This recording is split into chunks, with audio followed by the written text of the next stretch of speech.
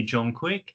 Today I'm joined by a guest from Holland, Nicky Jansen, who some of you may know already. So a quick hello to Nicky, who will be joining us in a moment. Lovely to have you with us, Nicky. Very nice to be here, John. Super. And I think it's pretty warm where you are. It is, yes. It's about 30 degrees Celsius and very sticky. Yes, absolutely. So Europe currently being consumed by high temperatures. Very big heat wave. So I'll be back with you in a moment, but just to set this up a little bit, just a bit about me. Some of you may know that I suffered an aortic aneurysm coming up now for 20 years ago. I had a type A dissection and emergency open heart surgery. I had a prosthesis fitted in my ascending arch and the valve was damaged, so I had a titanium valve inserted. And then shortly after, I had a type B dissection, which since goes down to the iliac in my leg, down through my abdomen. And that's been treated defensively. As many of you will know, that's the strategy with medication. So I'm on beta blockers, I'm on blood pressures, regularly scanned, and also I'm on a blood thinner. So I wasn't actually doing therapeutic work before this life-changing event. I'd always been very interested in it, but I was doing other things. But I started as part of my recovery, doing more therapeutic studying, gaining qualifications, starting to get experience working with charities, which brings me to where I am today, helping people with trauma-related issues in their life. I've also got to remember to tell you to like and subscribe.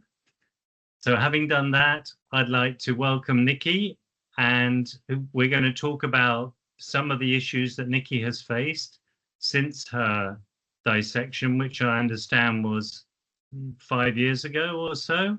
And obviously that's been a very life-changing event for you, Nicky, to say the least, I think, as we will discover. Yeah. I just celebrated my 5th aortiversary on May 8th.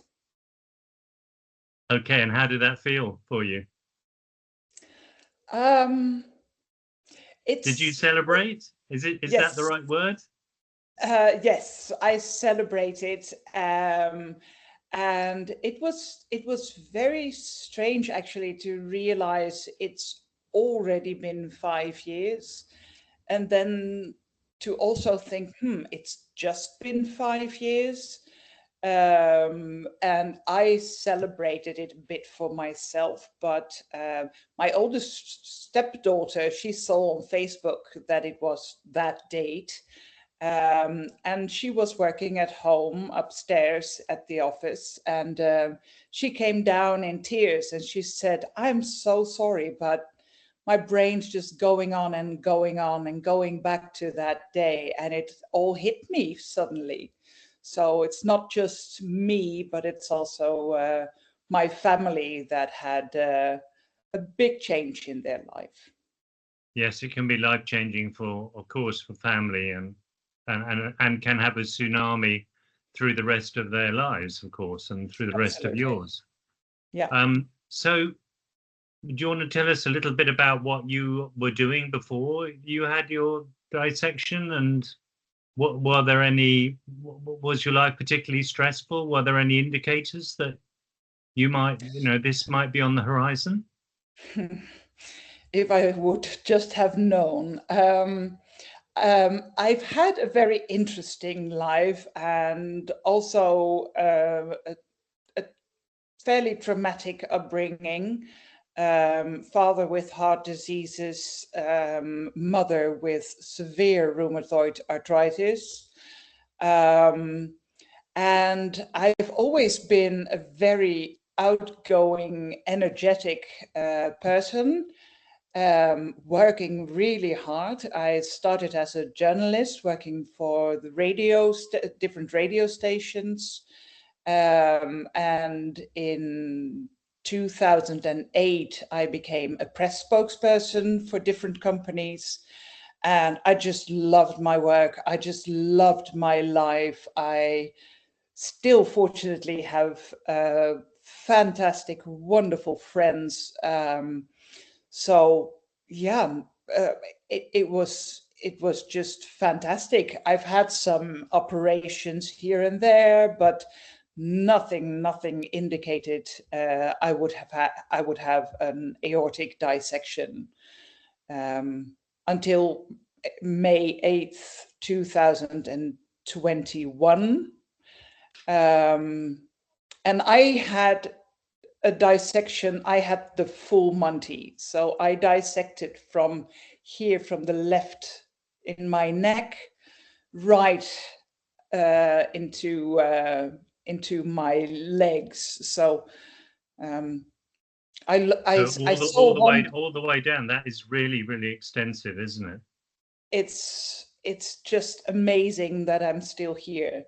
I once read on Facebook people saying, "Oh, I had my first dissection then, and then my second then," and I thought, "Oh my God." So I called my cardiologist and I said, "Is that going to happen to me too?" And he said, "No, you're fine. You cannot dissect more than you did."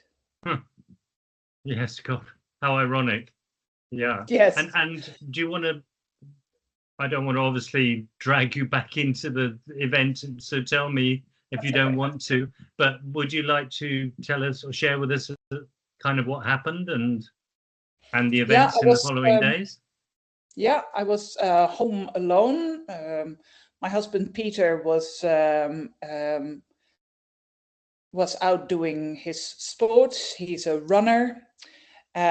Normally, he always has his phone with him, but that day he just wanted to shut off the world and jog and run and have fun with his friends. I poured myself a glass of white wine because May 8th is also the day that my dad died, now about 10 years ago. And that was a planned death. I don't know if you say committed euthanasia. He was very okay with that, doing that, and he loved his drinky drink and his whiskey. So I said, "Well, Dad, there you go." And at that moment, it's unbelievable. At that moment, it happened. And everything went really blurry, like you're opening your eyes underwater. I had a lot of pain, and I immediately felt this is absolutely wrong. So I got my phone, I called the emergency number, and I said, "I cannot explain to you what's happening, but I think I will lose consciousness pretty soon, so come here." And then I called my neighbor to open the front door for the ambulance people. And the neighbor came, and I got him to get 2 buckets, and I sat on one and I puked in the other. And so long story short, got to the hospital. It was heart of Corona then. And there was a doctor, and she had just been to a conference about aortic dissection a few months before that. And that saved my life. She recognized all the symptoms. She put me in the CT scan, and then she worked really, really hard with another doctor to call around in Holland which hospital could take me in and operate on me. So she said, "We're doing our best, but I'm not very optimistic. You probably have about 1 hour to live." By that time, my neighbor had already called my husband, and he was in the hospital. So we decided to make it a very nice last hour. We said, "Okay, we can be really angry right now, but this is what we are given." So we just went reminiscing about the last couple of years. And in the meantime, Peter had called his first wife because his 3 children were there, and they had to come as soon as possible to say goodbye as well. Wow. So there are a few things there. I mean, do you see it as good fortune that that doctor, that particular arrived? Because one of the things that's regularly being discussed is it's not always picked up, is it? No, it's not. The ambulance people here, they were actually, they wanted to leave, and they said, it's probably food poisoning. And I said, no, this is not food poisoning. And this is really, really serious. And then they went to the ambulance to get a new blood pressure thingy, because they said it's broken, but the gear was not broken. I was. So because you were hitting such high readings that they didn't believe it. I didn't hit anything. I didn't have a blood pressure anymore. Huh. So and I was being treated for high blood pressure 2 weeks. I started 2 weeks before my dissection. I had a small operation on my knee, and they said, you have a fairly high blood pressure. Go to your GP, get some pills for that. And when the ambulance came, there was no blood pressure anymore. So that was a sign for them to take me to the hospital. And I was very fortunate with this doctor, Mechtelt Arnold, she is called, that she recognized the symptoms and said everything. And also because the symptoms are so varied in so many people. That's very... Absolutely. It's I have not read or heard a story that is similar to the other story. It's really, every person is different, every dissection is different, and every outcome is different as well. Absolutely. Yeah. But also in a way, in a terrible situation, life pivoting on the good fortune that she was the doctor who was on duty. Yeah, I mean, similar Absolutely. situation for me, where whoever the cardiologist was at the place I was taken to in London had the presence of mind to put me in the CT scan straight away, and often that's not done, and then it was spotted. So and of course that saves time as well. But the other thing that strikes me, Nicky, is the extraordinary story of you having the presence of mind, possibly being told that you have 1 hour left to live, and you're calm and you're reminiscing, despite presumably being in great pain. I mean, that's extraordinary, and beautiful in its own way. It was absolutely beautiful. I've been suffering I've been trying to cope with depression since I was 6. So I'm also on antidepressants, and I've been I'm trying to look for word. Every time I went to a funeral before my dissection, I thought I was a little bit envious on the person lying there, thinking, that would give me peace and quiet. And at that moment that Dr. Arnold told me that I had 1 hour to live, I said to Peter, fuck, I've been wanting to die all my life, and now I don't want to. Isn't that interesting? It's amazing. And I mean, I've had a good life and before my dissection, but always that that black dog, that black veil was was there. And yes, the black dog is it's such an interesting phrase, isn't it? Because I understand it was what Winston Churchill used to talk about his own depression like that. And even though he was Prime Minister of England in the war, and he would go down into the metro stations, and he writes about how he wanted to throw himself in front of a train, and the black dog would be sweeping in. Yeah. Yes. There's That thing. Sorry.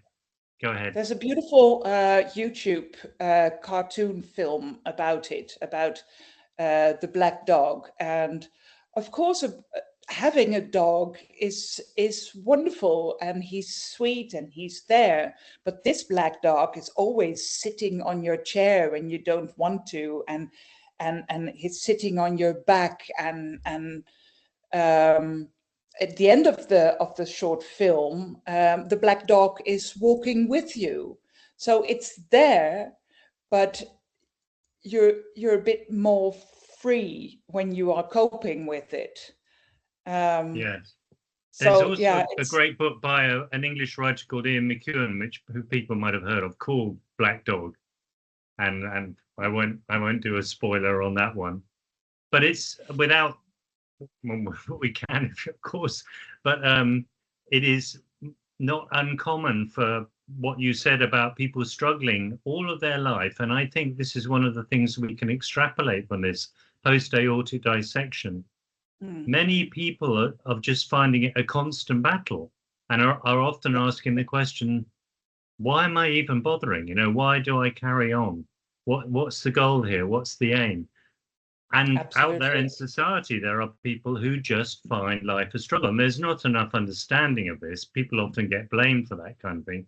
Yet, as you say, when it comes to the moment, the life force to carry on can be incredibly strong. Absolutely. And also the love for my husband and my 3 stepchildren. But on the other hand, I knew that I was dying. I felt the life flowing out of my body. When she said, "You probably have 1 hour to live," I thought, yeah, I believe you. I feel that.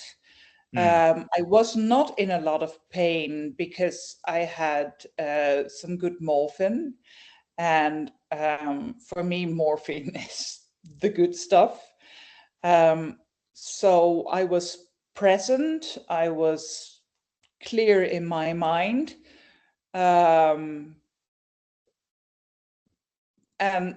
we were both calm until my children came into the room and we had to say goodbye. That was absolutely the most horrible moment.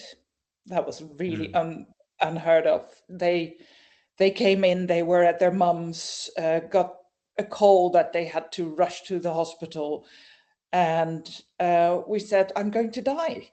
And they later told me that they went back in the car and said to each other, no way, what just happened?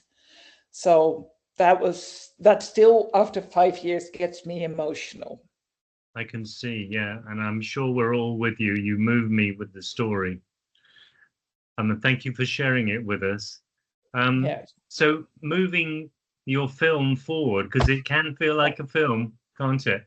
All of us have them playing in our head. Yeah. Here you are, and you obviously woke up in hospital and you hadn't died. No, as far as you know, you may be in another dimension, but you seem to be with us. Yeah, I am. I woke up thinking I had a new knee because I was on the list to get a knee operation. And I just remembered one thing that I do want to tell you about depression. My husband talked to the people in the ICU and about also my antidepressants. And they talked about depression, and they said, people who come here in the ICU that are healthy of mind and body, they come out very, very depressed. But people that come in very depressed, they most of the time come out better. And it's That's true. interesting. So did he have an explanation as to why that might be? No, and I don't have it either. I'm still on my antidepressants, but I do think mentally I had a restart, knowing what it is to be dying and to know this is not what I want now. But I also think I physically got a restart. I was in a coma for 10 days. I died a few times, so they brought me back. I had a lot of blood transfusions, and I don't know. We used to have Control-Alt-Delete on our computer to restart. I think I got that restart. And it's not that I'm always every day I'm celebrating life, but I do celebrate the fact that I got some extra time. I know that some people say I don't like that word or expression, but yeah, this is for me extra time. So a couple of things there to maybe have wider implications. I just wonder as well where that people who come in with depression already and have found life pretty hard, whether they possibly have more resilience in terms of like, you know, it's just maybe it's another boulder, it's another barrier. Whereas perhaps people who come in and their life has been flowing along quite easily, it's more of a massive shock to them and a greater kind of adjustment. I know how to survive life, yeah, and how to survive every day, and that life is very hard. Also, when you're not suffering with depression, life is hard, and it's hard work. Yeah, I think I cannot speak for other people, but I think my resilience in that helped me, and also helped me to accept the situation that I'm in now. yes, and then the other thing you say about it almost being a, you know, a second chance. I mean, it's very subtle, isn't it? But it's almost, I think, you know, I have this kind of feeling as well. It's like maybe the worst has already happened now in life, and it's almost like I'm cresting the wave. I'm on the surfboard, and this is my point that I've made before in these sessions when we were doing them. You know, what's the point in sweating the small stuff?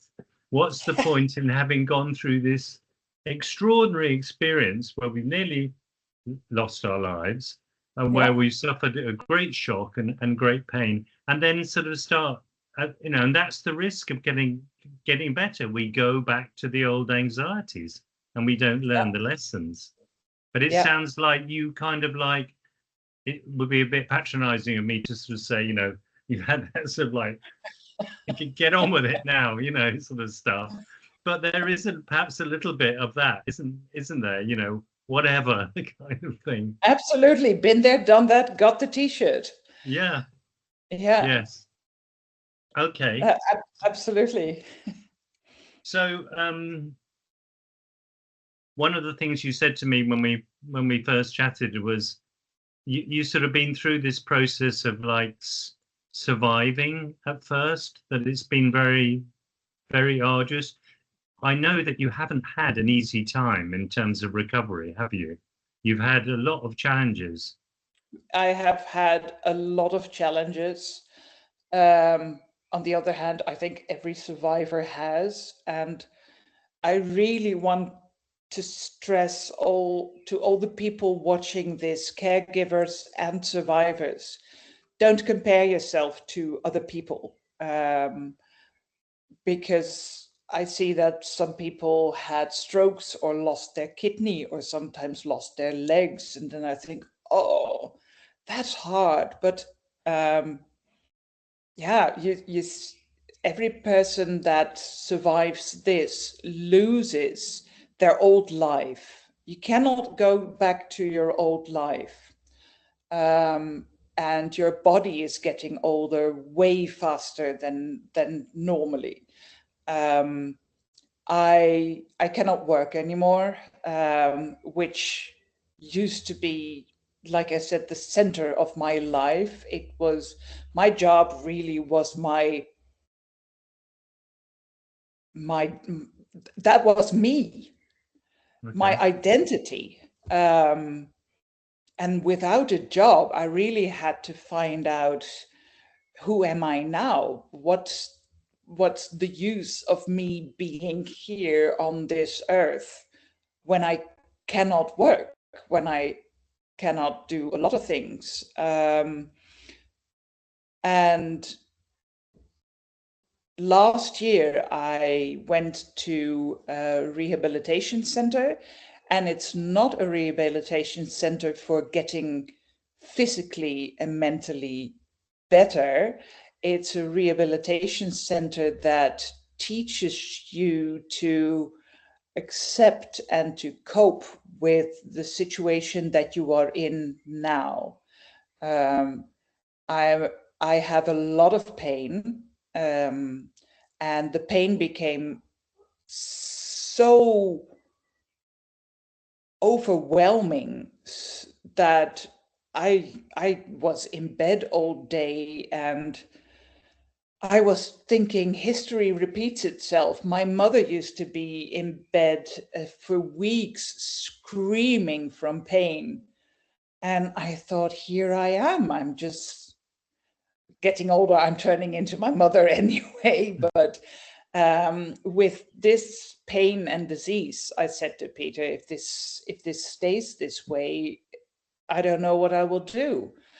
And in that rehabilitation center, I learned that giving the pain so much attention, it'll only grow bigger. It will only get worse. They had fantastic examples. When you hit your thumb with a hammer, it really, really, really hurts. And you put some ice on it, and it's still, it hurts.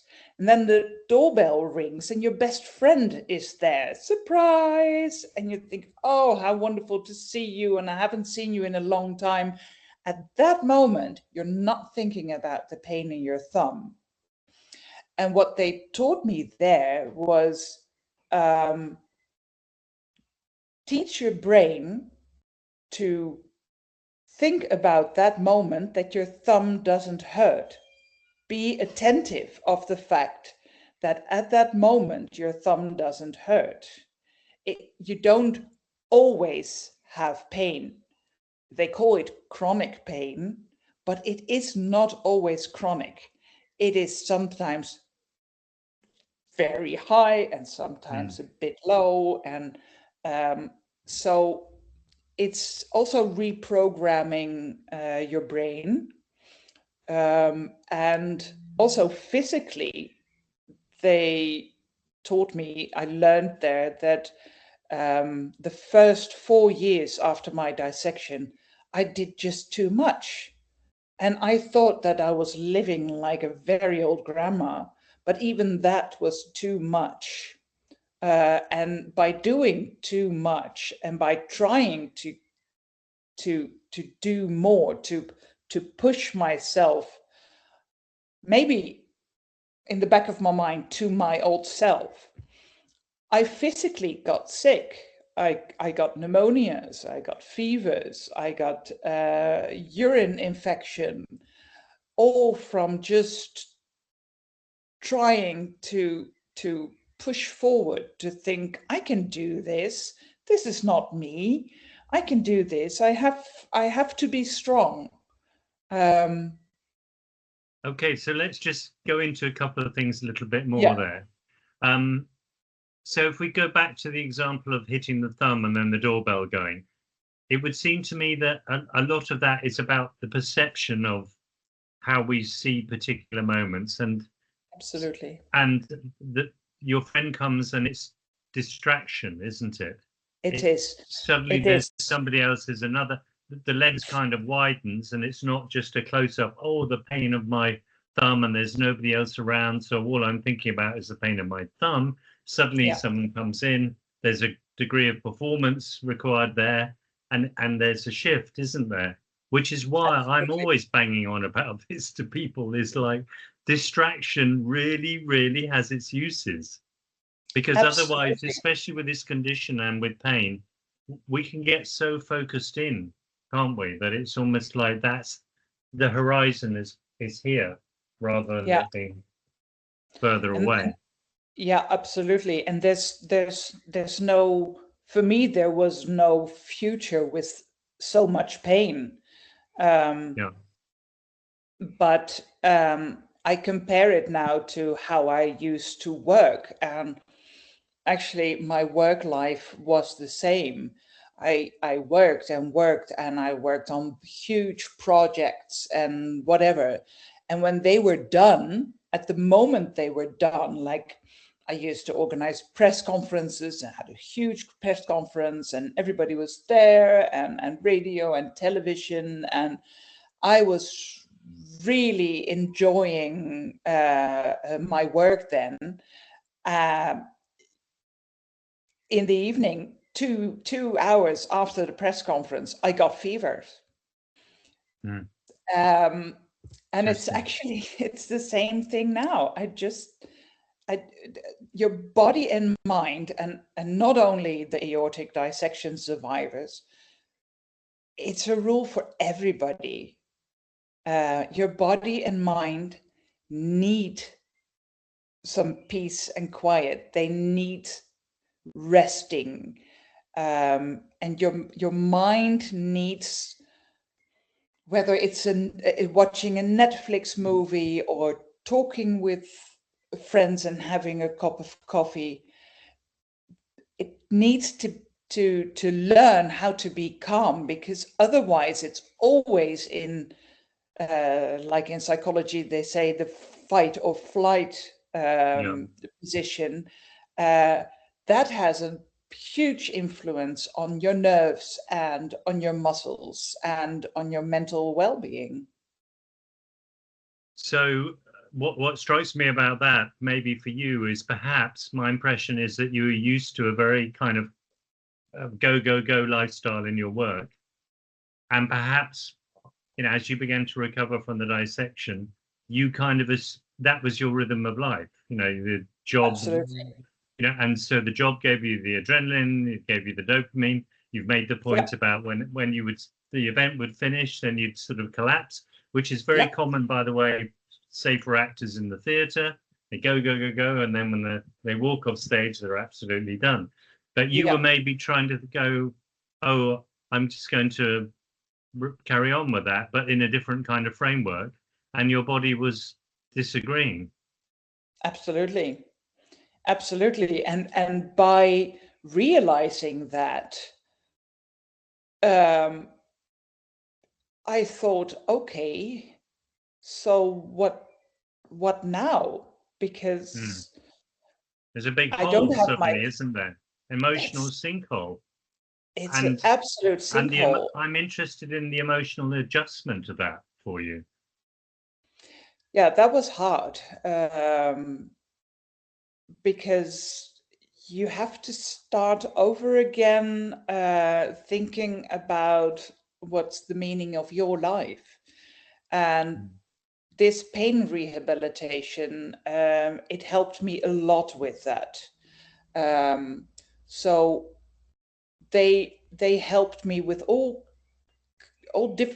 different kind of exercises, mental exercises, but also physical exercises, to together look for the meaning of my life, and also how to fulfill my life.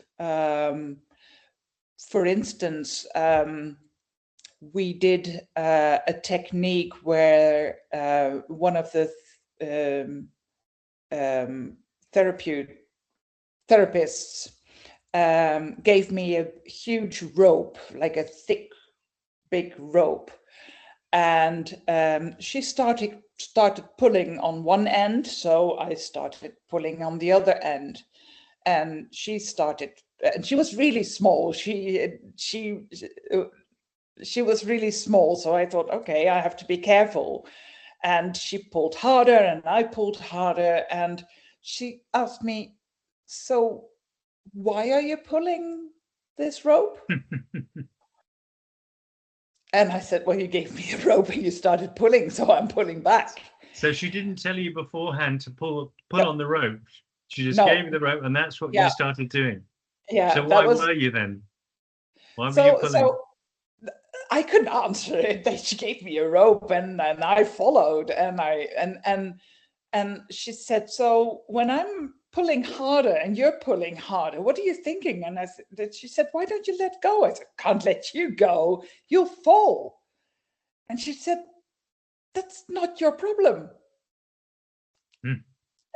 That's on me. I'm here. I have the responsibility for my own body and my own life. For her pulling. For her pulling. Yeah. And you don't have to worry about me falling down. You have to worry about yourself. Does it hurt pulling? Yeah. So what do you think she was trying to show you there about you? The analogy was that I have to take care of me, not about. And was it identified that maybe you didn't do that enough? Absolutely. Yeah, absolutely. I have to take care of me. I really, really have to take care of me better. And they had all kinds of exercises, like being on a treadmill, and very slow treadmill. And they said, okay, so are you okay walking like this on a treadmill? Yeah. So do you want it faster? I said, yeah, sure, I can go faster. So we went faster, and they said, so how long will you be able to walk like this? And I said, yeah, about 10, 15 minutes. And they said, okay, so we start with 4 minutes a day. And I thought, 4 minutes? What's 4 minutes on a treadmill? It's absolutely useless. But they taught me in that way that if I would cross my own borders and go on that treadmill for 15 minutes, I wouldn't be able to drive back from the rehab center to my house because I would be absolutely tired and not having enough energy to just drive home. So 4 minutes is enough. And that teaches me to be able to pace yourself.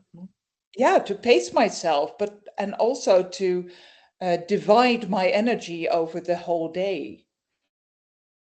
What that also suggests to me is that maybe you were used to driving yourself very hard, and there's even this sort of competition of course I can do 15 minutes, you know. Absolutely. I get that's another version of pulling on the rope, isn't it? You know. Absolutely. Yep. And so what ways do you take care of yourself better than you did before, do you think? Well, for instance, I bought an electric wheelchair, and that gives me the freedom of going to a terrace or to a restaurant and saving my energy for that moment that I'm on a terrace or in a restaurant with friends, and not using my energy to walk over there. And that was a huge barrier to take. But I'm absolutely a huge fan of my electric wheelchair now, because it gives me the freedom I need. I also bought a very small old camper van. That gives me the freedom of visiting my friends, and it gives me the possibility of laying down when I need to, and it's my own bed. I don't have to ask my friends to make up a bed for me, or do you want to sleep on the couch or whatever. No, I have a very nice 26 centimeter thick mattress in my own little mobile home. So And let's that just gives we just go into that a little bit, because again, there are so many things that are tumbling out of this. What strikes me about that is the importance with this condition to be able to kind of control our environment so that we can absolutely, maybe be positive. I use the term positive selfishness for ourselves. absolutely, And because I think we bring quite a lot of fear to these situations you're describing with this condition. It's like going to somebody's house, what will the bed be like? Will I sleep badly? Will I wake up with pains? And that politeness of not being able to say anything. Perhaps if our diet absolutely. is very important to us, or we suddenly have a huge drop in energy, can I just kind of go off and go to bed? And those kind of the etiquette of those kind of things in company is challenging, isn't it? But it sounds like Absolutely. you're developing strategies, whether it be the wheelchair or the camper van, by which you can kind of control your environment a bit better, but still carry on doing things. Absolutely. Absolutely. Because before I did this and before I knew where my boundaries were, I would just go to visit friends and have dinner there, and that would cost me the next 3 or 4 days being Yeah. in bed, absolutely exhausted with pain.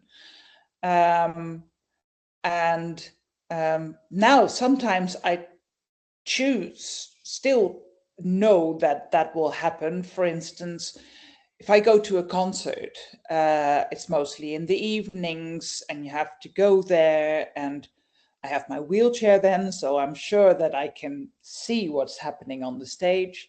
But you're back late. It's a lot of impressions. I know that it'll take me about 2 or 3 days to recover from that. So it's a decision that you make for yourself. Um, but if somebody invites you for a dinner and you think, am I up to it mentally, physically? Do I want to go? And you don't want to go. Um, it is hard to say no, but you have to do it Do you because find that it tells you a lot about the kind of friendships you have and the quality of your friendships, those who get it and those who don't? absolutely, absolutely. I'm astonished. I'm amazed. I'm so surprised by how my friends also adapted to the new Nicky.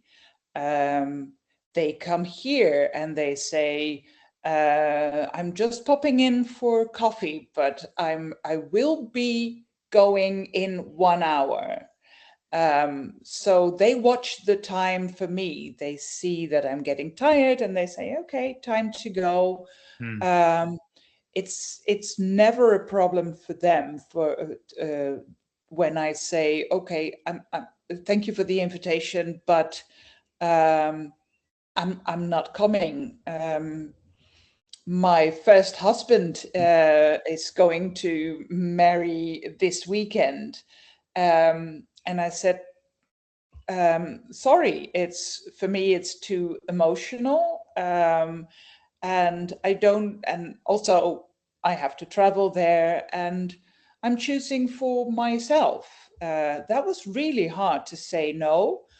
Um, Is but it that felt, does that loop us back round again to the adjustment, how you were in your job, pulling on the rope, and these kind of learning experiences out of this trauma, that you have to be able to say no. You have to be able to make those changes. yes. And also non-survivors, so the normal people in life, should actually follow these rules as well.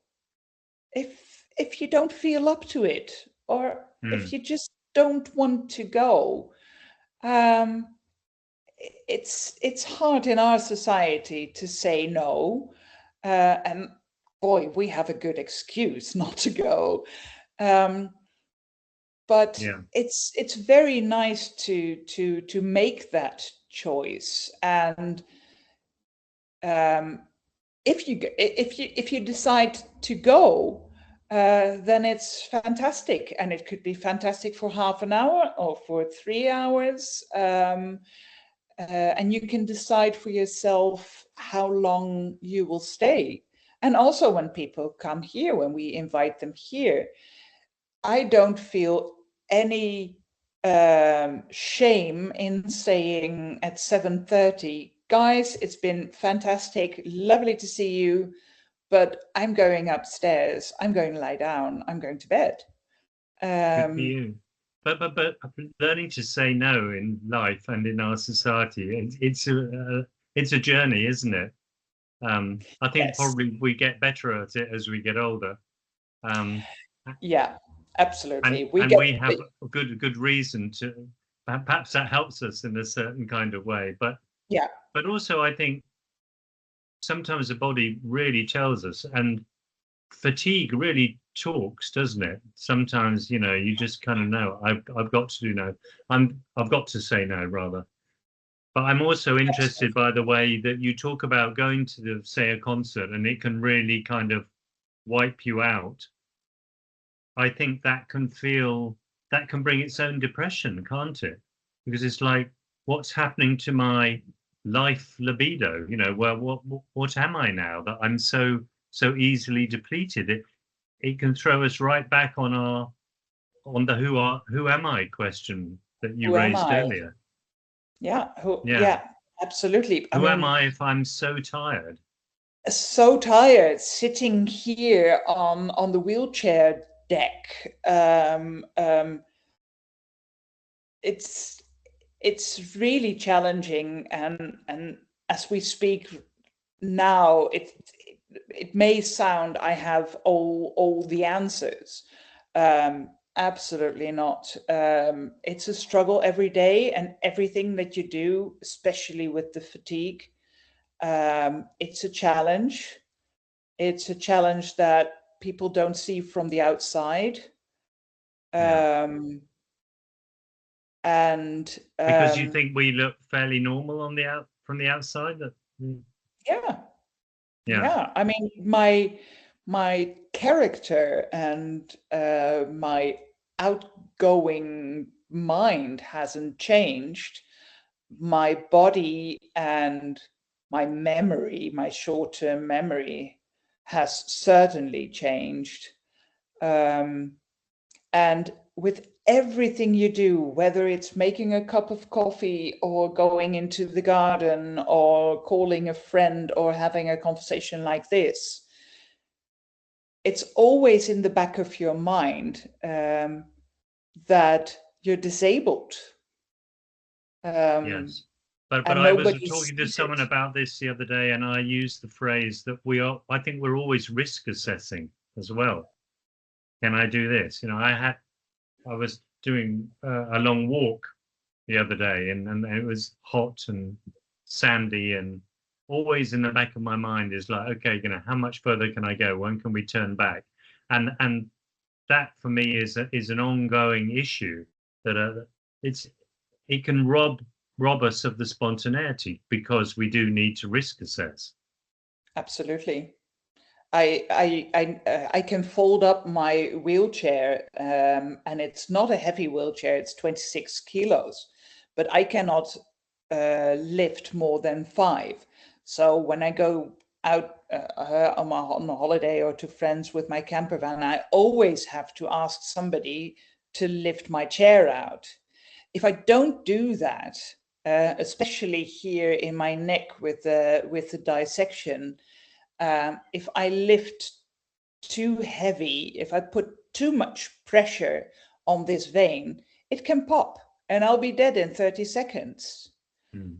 And that's even with going to the bathroom. Um, I have to watch my bowel movement, and it's. I cannot You imagine mean that I would ever talk not about this. straining too much? I cannot strain too much Mm, because I have to be careful that I don't pop the vein that's holding it all together.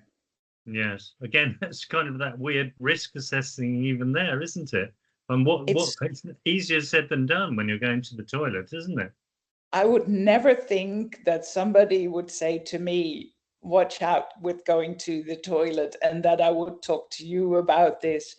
Mm, Um, but on the other hand, it's so important to talk about these also uncomfortable things, yeah. because it makes people understand you better. It it made me very scared. Um, Not anymore, but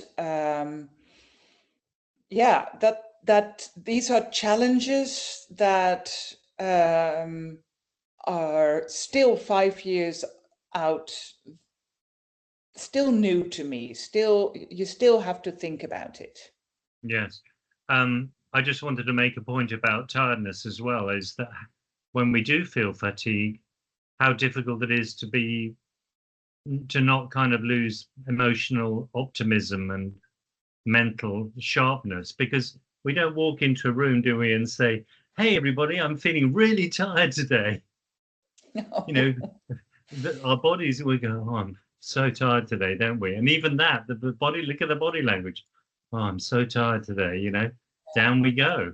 And we manifest that, don't we? But talking of Absolutely. which, I'm conscious that we've been nearly talking an hour, Oh, and are you feeling tired? absolutely. I was tired for a couple of hours, but it's okay. I I mean, I I'm really just enjoyed wondering this. whether we should, pause there, and that we need to do a part two, perhaps. Uh, when you feel like it, we can do that.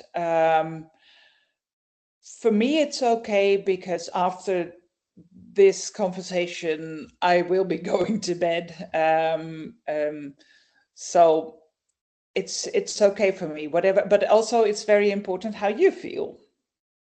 Well, I mean, I think also for our audience, probably an hour is enough.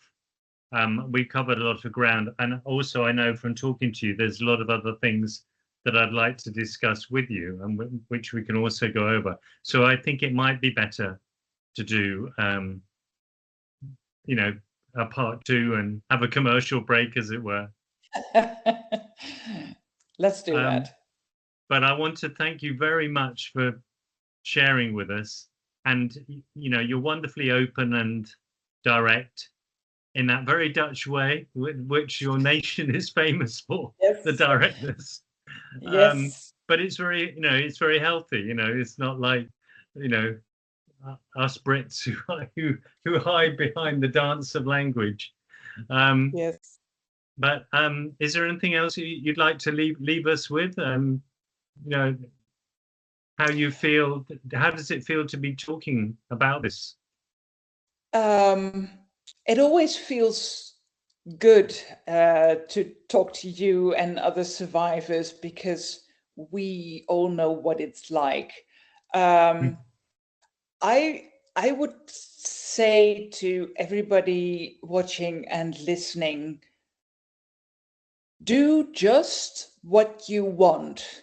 You don't have to do the things that you don't want anymore, because this is your life. Try to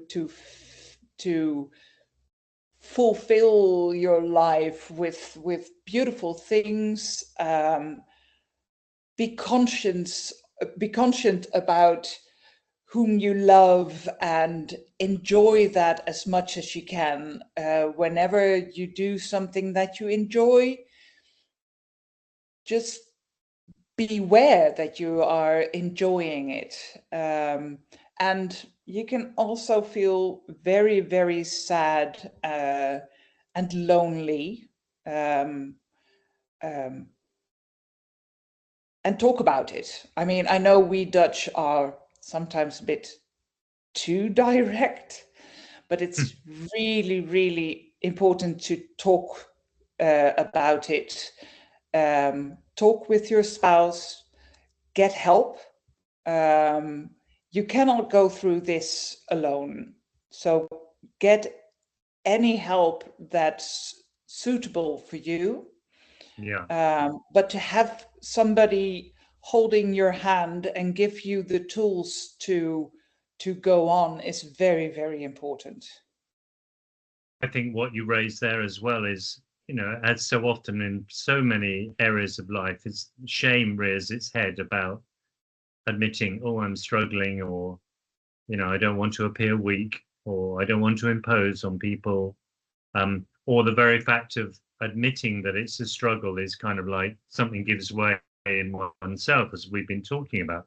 But yes, you're absolutely right. I mean, we have to kind of bulldoze our way through shame because it's so destructive in so many ways. Absolutely. Yeah. And if you get cancer, you go to the doctor, you go through chemotherapy, and nobody says, why are you doing that? Yeah. To feel better or to get better. But yeah, this one of the things about this condition is in some ways it is more sort of invisible, isn't it? It doesn't show, and so kind of that can be difficult for people. Yeah, because as I say, no one necessarily, you don't walk into a room and everyone goes, oh, you've had an aortic dissection, or had a dissection. You've had an aneurysm. Yeah, you must be tired. Yeah. And it's really, really helpful to get your mental chemo to go that's through a good this. expression, mental chemo. I like that. Yeah. So we're going to let you rest now. Thank you. But thank you thank you very much for joining us. It's been a real pleasure, and I hope to pick it up in a part 2 with you. I would be absolutely delighted to do that, John. Lovely. Well, thank you very much, everybody. And just a reminder again to like and subscribe and get the t-shirt, etc., etc. And so that's us signing off now. Thank you very much.